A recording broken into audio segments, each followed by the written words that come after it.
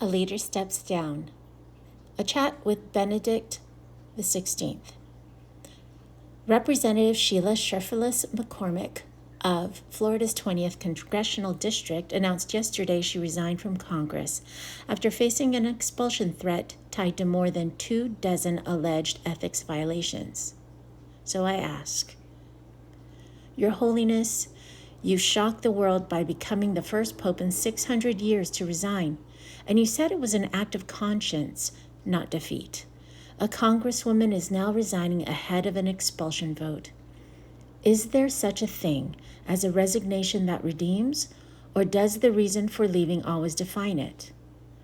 The moral weight of a departure is not found in the cessation of work, but in the internal movement of the soul toward the truth.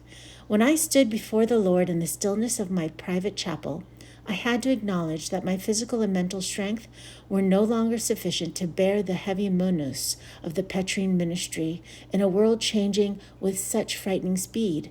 It was an act of love for the church to step aside, for the person is always secondary to the office he serves. A resignation can indeed be a redemptive act if it is born from a sincere recognition of one's own limitations or a desire to protect the common good from one's own failings.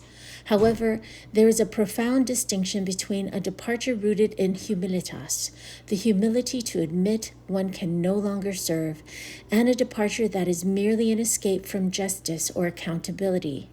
To truly redeem a situation, the person must face the truth of their actions with the same courage they used to walk away. Otherwise, the resignation is but a final shadow cast over a troubled tenure. May you always find the strength to seek the light of conscience in your own difficult decisions. And here I've clicked on the source material. If possible, it goes directly to the Holy See, but sometimes it goes to a Google search. And here you can read Pope Benedict's actual text that this answer was based upon.